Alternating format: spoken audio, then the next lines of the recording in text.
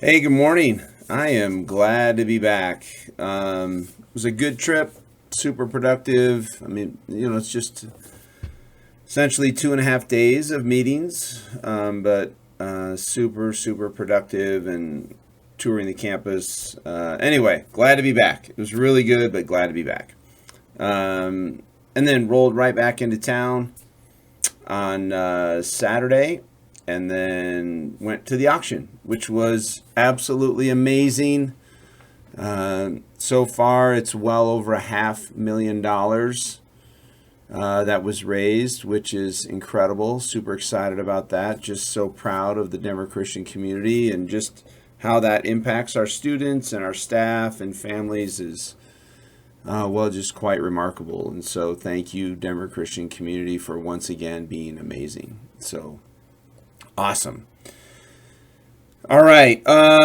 Couple of things on the calendar. I'm just going to roll right into the calendar here.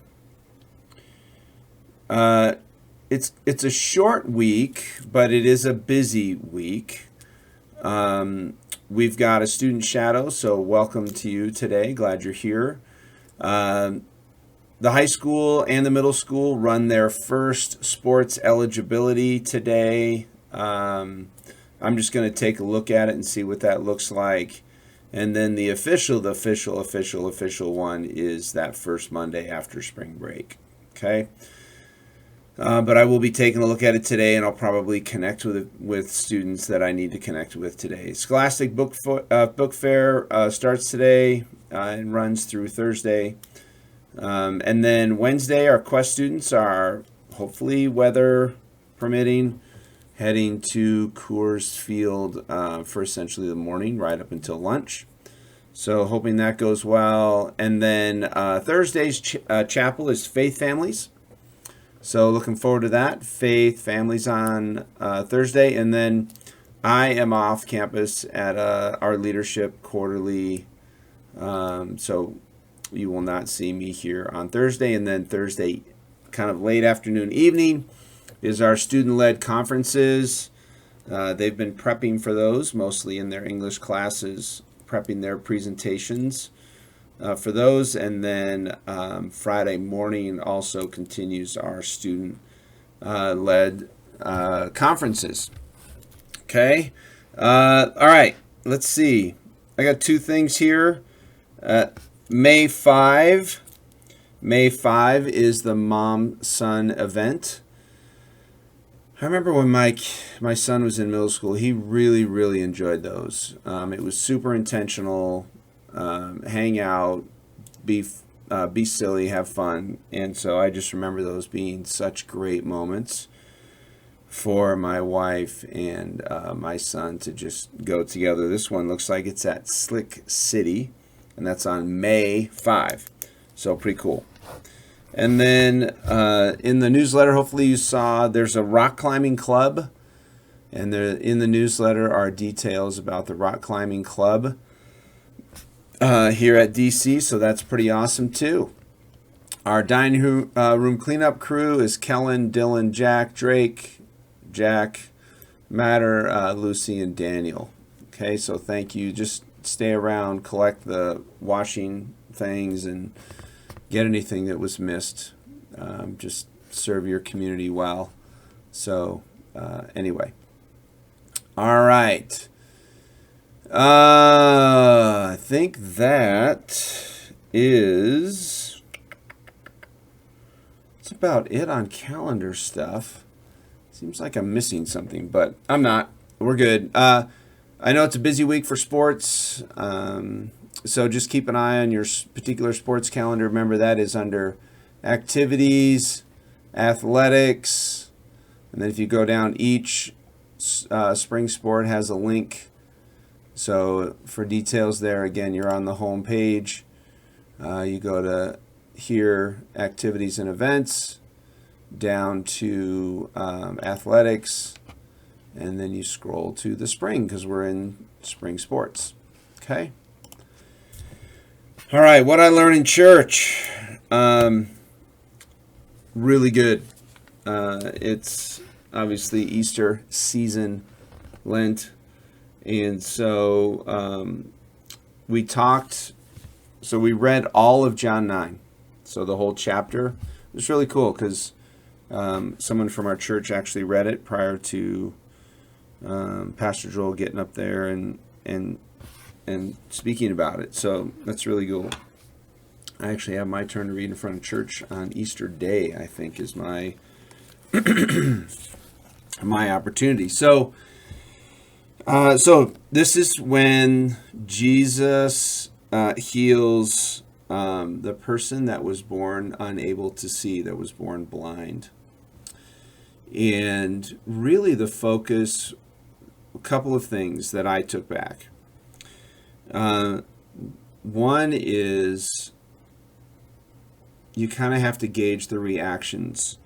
So, for example, the neighbors that saw him were surprised and a little skeptical. Like, what's going on here? What magic is happening here? And the Pharisees, of course, were totally in disbelief. They're like, nah, it didn't happen, right? Or they're super judgmental and prejudicial.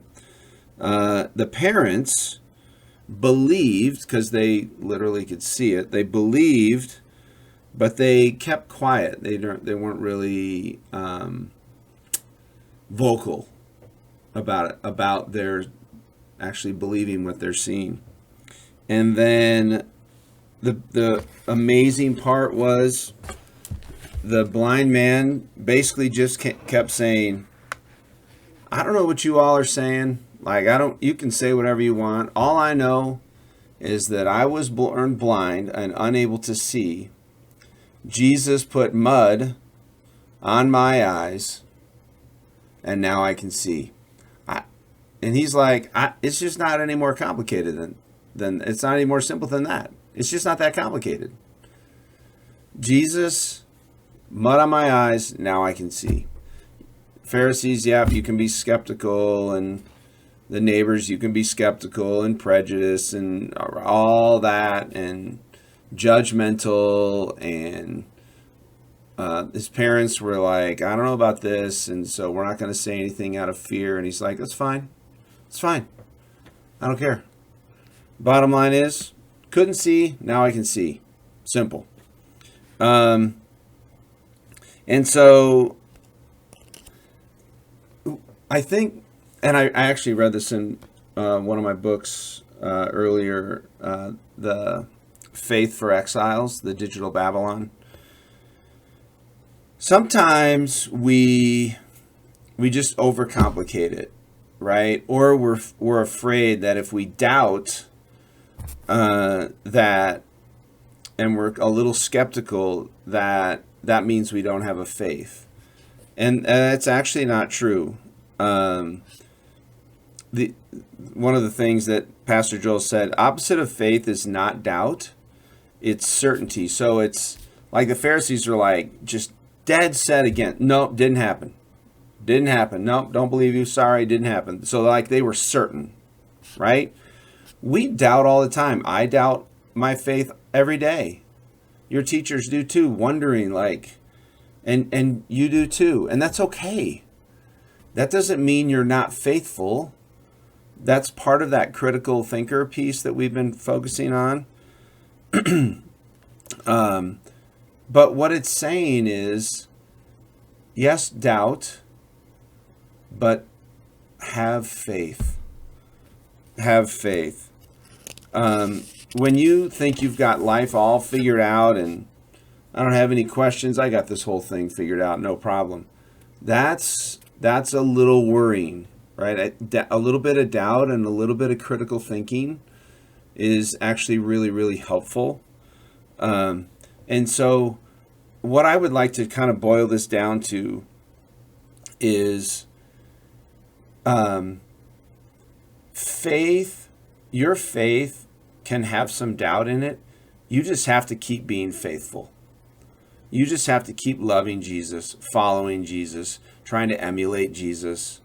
Even though you doubt and wonder and question and you see the behaviors of those around you or your own personal behavior maybe doesn't live up to it. But nonetheless, Just keep believing.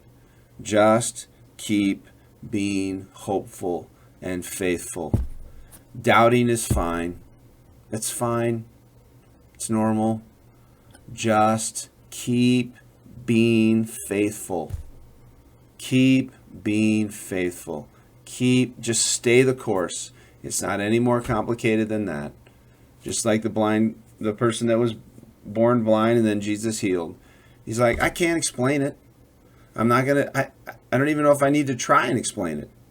It's just simple. I couldn't see and now I can see. It's not that complicated. I'm just going to keep being faithful. So finally, just stay the course. Stay faithful. Doubt, wonder, question. It's fine. Stay the course. Anyway, hopefully that was encouraging to you. Love you dearly. We'll see you in the halls. Let's have a great short week.